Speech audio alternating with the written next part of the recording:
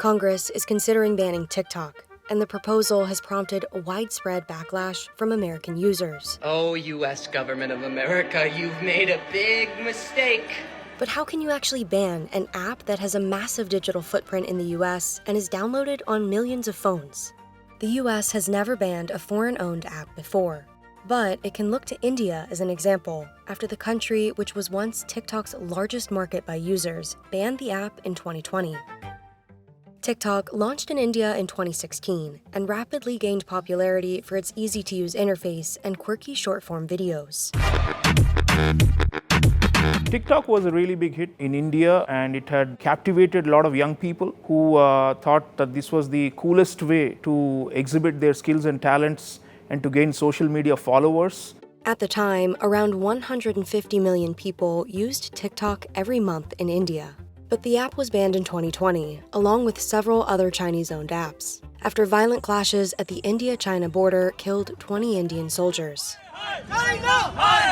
That's when the national security establishment came up with the view that we need to really scrutinize how much the Chinese apps and digital technology has penetrated Indian society. TikTok was not just an entertainment portal. It was seen as a means for influence in India and for China to try and mold the minds of young Indians. One of the reasons for the ban was TikTok's Beijing-based owner, ByteDance. According to American interpretation of Chinese law, ByteDance, like all companies that operate in China, could be compelled to help Chinese authorities spy or interfere with communications. TikTok declined to comment on this video, but has previously said it has never shared user data with the Chinese government and would refuse to provide it if asked.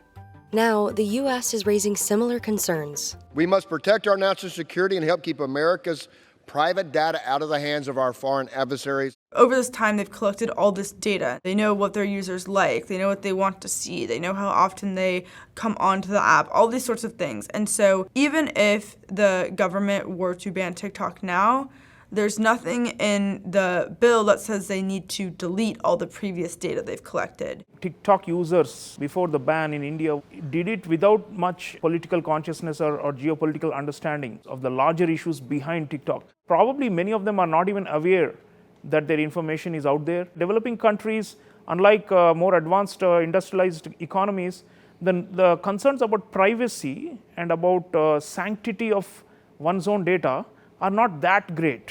The other concern for both countries is that the Chinese government could use TikTok's algorithm to promote misinformation or propaganda. Mr. Xu, yes or no? To your knowledge, has the CCP coordinated or utilized TikTok to influence users through algorithms, state-paid content creation, or in any other capacity? No, they do not do that. We do not promote or remove any content on behalf of the Chinese government. Democracies, we are open societies. We easily lap up any international new thing that comes about in the digital era and start using those things without any restrictions. And that makes it so much easier to penetrate democratic societies. While India banned TikTok by using an executive order, that method failed in the US when former President Donald Trump attempted a TikTok ban in 2020. It was struck down by a judge who said the ban likely overstepped its authority. Now, another attempt at a ban is going through Congress, where lawmakers are trying to pass a bill that would require ByteDance to divest itself of the business or be banned in the US. But how do you actually ban it? Under the current bill, app stores such as Apple and Google would face civil penalties if they distribute or update the app. When you go to search for TikTok to download it, it wouldn't be there. If you already have the TikTok app downloaded, they cannot force you to delete the app, but the company also would not be able to push updates to the app.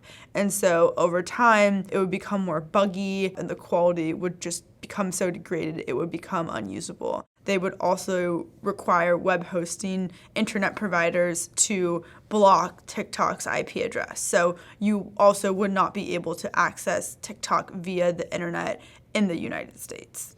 But one way users might try to bypass restrictions is through the use of a VPN, or a virtual private network. A VPN can disguise a user's location, making it look like you're accessing the internet from a different place. So if someone lives in New York but sets their VPN to Canada post-ban, theoretically, they would be able to access TikTok. So we're really in uncharted territory here where, sure, we've seen TikTok get banned on government devices, but from a technical standpoint, they're not asking Apple and Google to figure out which phones are government phones and ban the app on that. That's more a logistical challenge internally. It's not as much what we're talking about here, which is getting app stores and web hosting sites to make this app completely inaccessible. And that is something that we have not seen before. Banning TikTok would be significant for the United States because it would mark the first time the country has placed a blanket ban on a foreign-owned app. It's really hard to ban an app like this in the United States. For one reason, we have very strong free speech protections, and there are many social media apps that collect our data. TikTok's not the only one who does this. Critics of the proposed ban have also voiced frustrations that Congress is focusing on banning TikTok over other pressing issues. Tic-tac-toe, a winner. Knick, knack, patty, whack. I can't afford dinner. In response to the proposed ban, TikTok is attempting to shape public opinion of the app through multi-million-dollar marketing campaigns.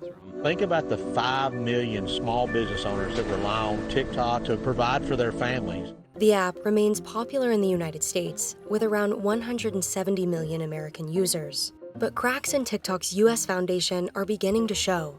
U.S. average monthly users between the ages 18 and 24 declined by nearly 9% from 2022 to 2023. And competition in the short-form video space is growing. There's a lot here to be excited about. Daily time spent on Meta's Instagram has grown by 10% over the past year, compared to 1% for TikTok. The bill to ban TikTok was passed in the House and sent to the Senate, but it may face an uphill battle after some senators signaled caution to the bill. If the House bill is signed into law, ByteDance would have 6 months to sell off TikTok's U.S. operations or face a ban. But the Chinese government has signaled it would not let a sale go through, and TikTok is expected to challenge any new law in court.